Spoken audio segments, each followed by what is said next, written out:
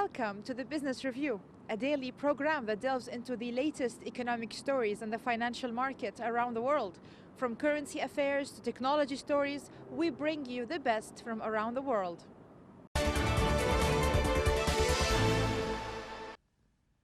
The U.S. Senate failed to pass an additional $250 billion of aid intended to help small businesses cope with the economic toll of the new coronavirus pandemic as Democrats and Republicans blocked each other's proposals.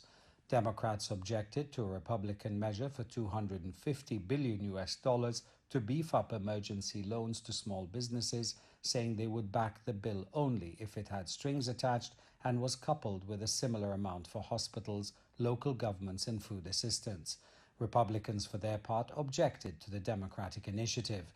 The Republican measure brought by McConnell was sought by the Trump administration and was intended to replenish $349 billion loan program for restaurants, hotels, and an array of other small businesses struggling in an economy hobbled by the virus, which has shuttered schools and businesses, left most of the nation's population sheltering at home, and thrown millions out of work. With most of Congress out on a recess, each side tried to ram its respective bill through the Senate on a fast track, meaning it looked to only an objection from any one of the 100 senators to shelve either plan.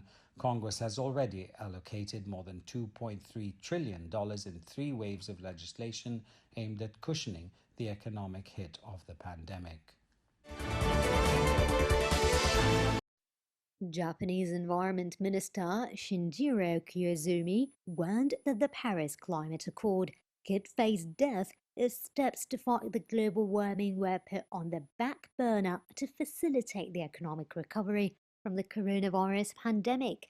Many economists and policymakers are forecasting a steep global recession this year as countries are forced into lockdowns to contain the spread of the coronavirus, curtailing business activity and a major blow to jobs and incomes. Under the landmark 2015 Paris Accord, nearly 200 nations agreed to reduce greenhouse gas emissions in a bid to prevent catastrophic planetary warming. Japan last month submitted to the United Nations its closely watched target to reduce greenhouse gas emissions in a 5-year review. The goal of a 26% reduction by the fiscal year ending March 2031 from levels seen in fiscal 2013 was unchanged from 5 years ago, disappointing climate change campaigners, although the country said it will pursue effort for further cuts. Koizumi said that he aims to submit a more aggressive target by the next climate summit due to take place in Glasgow next year. The conference, known as COP26, was originally scheduled for November but has been postponed to 2021 because of the coronavirus outbreak. For several years, Quinolls have seen their tribe on the coastline of Washington state lurch from crisis to crisis. Rising sea levels have flooded the Quinault Indian Nation's main village, and its staple sockeye salmon in nearby rivers have all but disappeared, a direct hit to the tribe's finances and culture. Tribes are ill-equipped to adapt their reservations to increasing threats from storms, flooding, drought, and wildfire because of their community's department's Bureau of Indian Affairs provides $10 million a year for tribal climate resilience planning nationwide, and FEMA provides another $20 million to tribes under a pre-disaster fund to protect communities from natural disasters.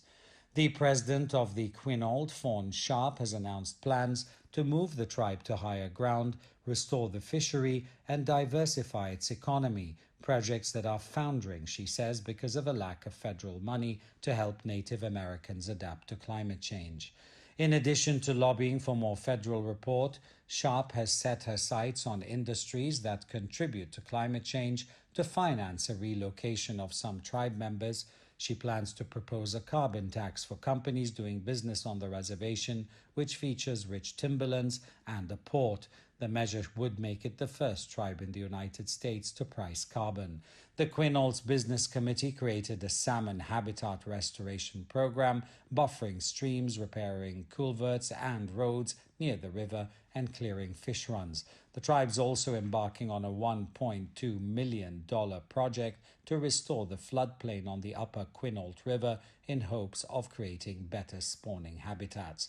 Before the collapse, the tribal-run seafood enterprise Quinault Tribe, along with the fisheries management, sustained about 350 direct and indirect jobs and generated $29 million in revenue, according to a 2015 report by the economic consulting firm Resources Dimensions, making it the second largest source of revenue for the tribe after its resort and its casino. Eurozone finance ministers agreed on a €500 billion support plan on Thursday to deal with the economic consequences of the coronavirus health crisis after weeks of feuds that highlighted painful divisions within the community bloc. Like Germany, in France has pushed the table to end the Netherlands' opposition to access the European Stability Facility (ESM) credit lines, while Italy has received assurances that the Union will show solidarity. The package we approved today is of a size close to 4% of European GDP, plus the automatic stabilizers that are quite powerful to protect European economies in case of crisis. This is totally unprecedented. We never ever reacted so quickly to a crisis as this one. But the agreement does not mention the creation of a corona bonds, mutualized bonds which would make it possible to finance a revival of economic activity by common debt, a measure to which Italy, France and Spain were favorable, but which met with a firm no from Germany, from whom it was a red line, from the Netherlands, Finland and Austria. Italian Council President Giuseppe Conte warned that the entire existence of the EU would be jeopardized if the EU has failed to unite the fight of the pandemic. Member states of the community bloc failed to display a united front against the coronavirus. Without a doubt in sight, I believe the most affected countries by the coronavirus are the Europeans, especially Italy, which is hugely affected economically and socially, and has been asking for aid from the non-European nations like Cuba and Russia. They have given aid to Italy, but at the same time, EU has given a cold shoulder, which reflects fragile European system.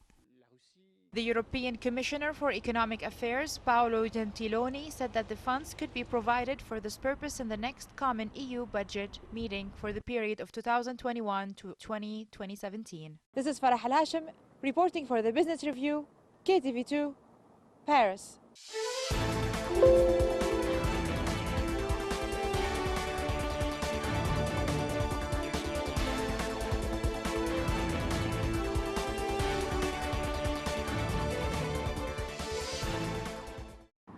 This has been the Business Review, your daily dose of economy and technology stories around the globe.